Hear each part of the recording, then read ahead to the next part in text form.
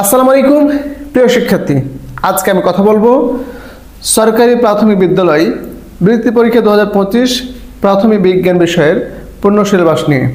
প্রিয় শিক্ষার্থী, আমরা জানি প্রাথমিক বিজ্ঞান ও বাংলাদেশ বিশ্ব পরিচয় 50-50 মোট 100 মার্কের প্রশ্ন হবে। আমি আজকের এই পর্বে প্রাথমিক বিজ্ঞান বিষয়ের 50 মার্কের মধ্যে কোন কোন আইটেমগুলো থাকবে সেগুলো নিয়ে কথা বলবো। তো চলো যে আমরা শুরু করি। প্রিয় শিক্ষার্থী, এখানে আমরা 1 নম্বর দেখতে পাচ্ছি বহু নির্বাচনী প্রশ্ন 5টি থাকবে, সবগুলোর উত্তর দিতে হবে। অর্থাৎ 5টিতে 5টি বহু নির্বাচনী প্রশ্ন বলতে যেটা এমসিকিউ। এখান থেকে 1 নম্বর কি থাকলো? 1 নম্বর হচ্ছে আমাদের বহু নির্বাচনী প্রশ্ন। এখানে 5টি থাকবে, প্রতিটি প্রশ্নের মান 1, অর্থাৎ 5 থেকে 5। 2 নম্বর থাকবে আমাদের শূন্য স্থান পূরণ অথবা সত্য মিথ্যা বা শুদ্ধ অশুদ্ধ নির্ণয় অথবা মিলকরণ। এই 3টি শূন্য স্থান পূরণ, সত্য অশুদ্ধ বা সত্য মিথ্যা বা মিলকরণ, এই 3টে অপশনের মধ্যে যে কোনো একটা থাকবে।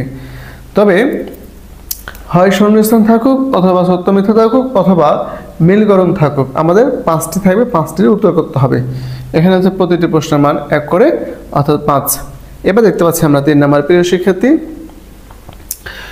যে সংক্ষিপ্ত উত্তর প্রশ্ন, অর্থাৎ 8টি সংক্ষিপ্ত প্রশ্ন থাকবে, প্রতিটি প্রশ্নের মান হচ্ছে 2 এবং সবগুলো উত্তর করতে হবে।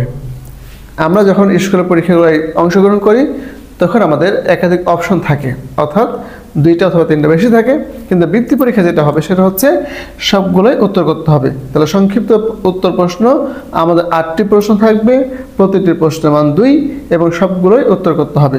8 দুগুণে 16। এবার 4 নম্বরে দেখতে পাচ্ছি আমরা প্রিয় শিক্ষার্থী, বিস্তৃত উত্তর প্রশ্ন বা বড় প্রশ্ন 4টি থাকবে, সবগুলোর উত্তর দিতে হবে। প্রতিটি প্রশ্নের মান হচ্ছে 6, অর্থাৎ 4×6 = 24, 4×6 = 24। তাহলে আমাদের প্রাথমিক বিজ্ঞান বিষয়ের এই ছিল আমাদের সর্বমোট 50 মার্কের। প্রিয় শিক্ষার্থী, এই ছিল আমাদের প্রাথমিক বিজ্ঞান বিষয়ের 2025 সালের বৃত্তি পরীক্ষার 50 মার্কের প্রশ্ন ধরন বা প্রশ্ন প্যাটার্ন।